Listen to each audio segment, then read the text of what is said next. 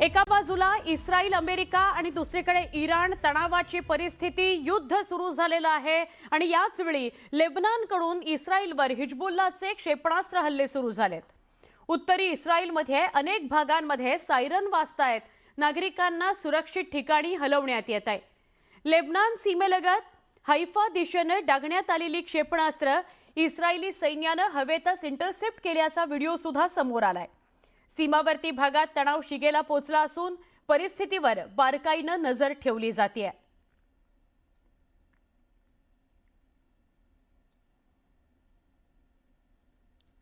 इस्रायलच्या संरक्षण दलाने दिलेल्या माहितीनुसार इस्रायलने सेंट्रल तेहरानमध्ये नव्या हवाई हल्ल्यांची लाटच सुरू केलेली आहे। या कारवाईमध्ये इराणच्या एअर डिफेन्स सिस्टम आणि क्षेपणास्त्र प्रक्षेपकांना लक्ष्य करण्यात येतंय असं सांगितलं जातंय। तेहरानमधील काही भागांमध्ये या स्ट्राईक्सचा परिणाम दिसून येतोय अशा बातम्या येत आहेत। मात्र हानी, मृतांची संख्या किंवा बचाव कार्याबाबत अद्याप अधिकृत तपशील समोर येत नाहीये। बातमी तेहरानमधली आहे। तेहरानमध्ये क्षेपणास्त्र हल्ल्यानंतर त्याचा जो परिणाम आहे त्या परिणामासंदर्भातली कुठलीही बातमी समोर येत नाहीये। म्हणजेच काय तर हानी किती झाली, मृतांची संख्या काही समोर आलेली आहे का, बचाव कार्य कशा पद्धतीने सुरू आहे याच्या संदर्भातली अधिकृत माहिती काही समोर आलेली नाहीये। मात्र तेहरानमध्ये काही भागात स्ट्राईकचा परिणाम दिसायला लागलेला आहे। एअर स्ट्राईक करण्यात आलेला आहे। इस्रायलने सेंट्रल तेहरानमध्ये नव्या हवाई हल्ल्यांची लाट सुरू केलेली आहे। त्यामुळे तेहरानमध्ये खूप मोठ्या प्रमाणात नुकसान झालेलं आहे।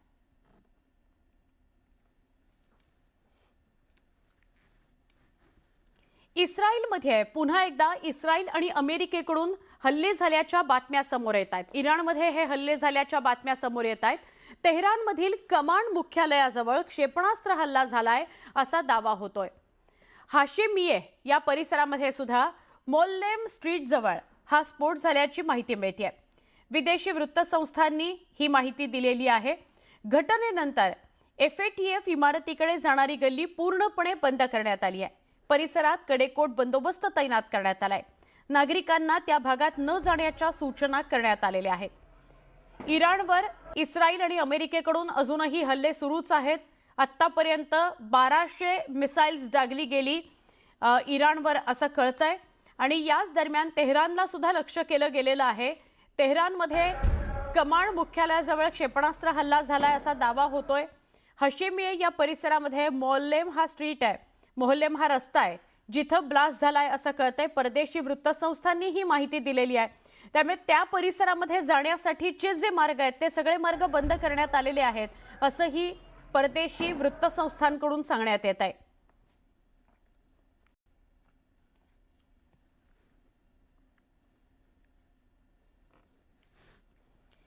बहरीनमध्ये अमेरिकी नेव्हल बेसवर इराणकडून हल्ला करण्यात आला, त्यामुळे या ठिकाणी मोठ्या प्रमाणात हानी झाली आहे। नेव्हल बेसच्या परिसरामध्ये मोठ्या प्रमाणात धुराचे लोट बघायला मिळत आहेत। बहरीनच्या मनामा या ठिकाणी इराण मिसाईल अटॅक झालेला आहे। इराणने बहरीनच्या मनामा इथं मिसाईल अटॅक केलेला आहे। अनेक ठिकाणी युद्धाचा भडका उडालेला आपण बघतोय आणि अनेक शहरं आणि देशांमध्ये हल्ला झालेला आहे क्षेपणास्त्राचा। तर बहरीनमध्ये अमेरिकी नेव्हल बेसवर इराणकडून हल्ला करण्यात आलाय। इराणने आधीच स्पष्ट केलेलं होतं की अमेरिकेचे जे CIA तळ आहेत, जे लष्करी तळ आहेत त्यांना आम्ही लक्ष्य करणार, मग ते कुठल्याही देशात का असेना। तर त्याप्रमाणे बहरीनमध्ये अमेरिकी नेव्हल बेसवर इराणकडून हल्ला करण्यात आलाय। या ठिकाणी मोठ्या प्रमाणात हानी झाली आहे असं कळतंय। नेव्हल बेसच्या परिसरामध्ये मोठ्या प्रमाणात आग लागलेलं बघायला मिळाली आणि धुराचे लोटही बघायला मिळाले।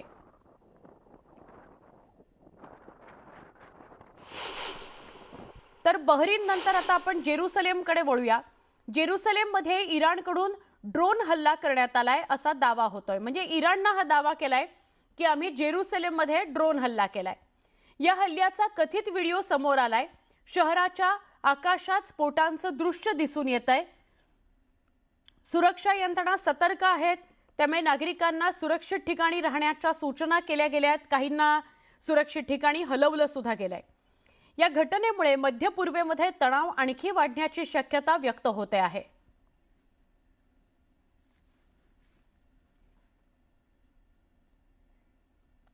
ही जेरुसलेमची दृश्य, जेरुसलेममध्ये ड्रोन हल्ला करण्यात आला असा दावा इराणनं केलाय आणि जेरुसलेम ही इस्रायलची राजधानी आहे। या राजधानीच्या शहरामध्ये ड्रोन हल्ला करण्यात आलाय असा एक कथित व्हिडिओ समोर येतोय। अजून त्याची पुष्टी झालेली नाही की हा जेरुसलेमचाच व्हिडिओ आहे आणि हा ड्रोन हल्ल्याचाच व्हिडिओ आहे, पण हा कथित व्हिडिओ समोर येतोय ड्रोन हल्ल्याचा। इस्रायलची राजधानी आहे जेरुसलेम, जिथं इराणनं ड्रोन हल्ला केलाय।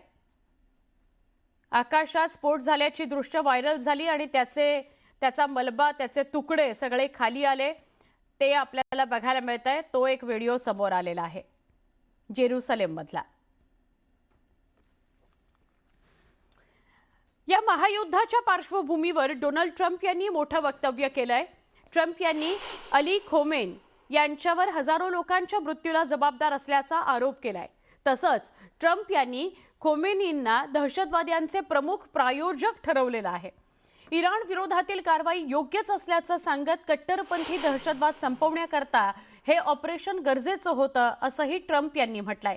तसंच अमेरिकन सैन्याचं कौतुक करत जगातील सगळ्यात शक्तिशाली सेना असल्याचा दावा ट्रम्प यांनी केलेला आहे। स्वतःच्याच सेनेचं कौतुक अमेरिकन राष्ट्राध्यक्ष डोनाल्ड ट्रम्प यांनी केलेलं आहे। डोनाल्ड ट्रम्प म्हणाले की कट्टरपंथी संपवण्याकरता, दहशतवाद संपवण्याकरता हे गरजेचं होतं, हा हल्ला, हे युद्ध गरजेचं होतं असं त्यांचं म्हणणं आहे आणि त्यांनी अमेरिकन सैन्याचं कौतुक केलेलं आहे। जगातली सगळ्यात शक्तिशाली मिलिटरी किंवा शक्तिशाली सैन्य आमच्याकडे आहे असं कौतुक त्यांनी केलेलं आहे।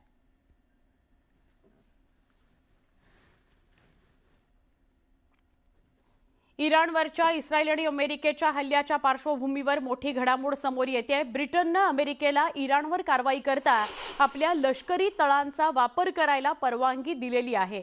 कीर स्टारमर यांनी इराणकडून येणाऱ्या क्षेपणास्त्रांच्या धोक्याला रोखण्याकरता त्यांचा स्रोत नष्ट करणं आवश्यक असल्याचं म्हटलंय। अमेरिकेच्या विनंतीनंतर हा निर्णय घेतल्याचं त्यांनी स्पष्ट केलं। तसंच इराणी क्षेपणास्त्रांना इंटरसेप्ट करण्याकरता ब्रिटिश जेट्स हवेत तैनात असल्याची माहितीही देण्यात आलेली आहे। महत्त्वाची ही घडामोड आहे ती याकरता कारण ही जी युद्धजन्य परिस्थिती आहे त्यात ब्रिटनने आपली भूमिका स्पष्ट केली आहे। ब्रिटनची भूमिका काय आहे तर ब्रिटनची भूमिका अमेरिकेला मदत करण्याची आहे। ब्रिटनने अमेरिकेला इराणवर कारवाई करता ब्रिटनचे जे लष्करी तळ आहेत ते वापरायला परवानगी दिलेली आहे। कीर स्टारमर यांनी इराणकडून येणाऱ्या क्षेपणास्त्रांच्या धोक्याला रोखण्याकरता त्यांचा स्रोत नष्ट करणं आवश्यक असल्याचं म्हटलंय। अमेरिकेच्या विनंतीनंतर हा निर्णय घेण्यात आलाय, त्यामुळे ब्रिटन आता अमेरिकेला मदत करणार आहे आणि स्वतःची लष्करी तळं ही अमेरिकेला वापरू देणार आहे।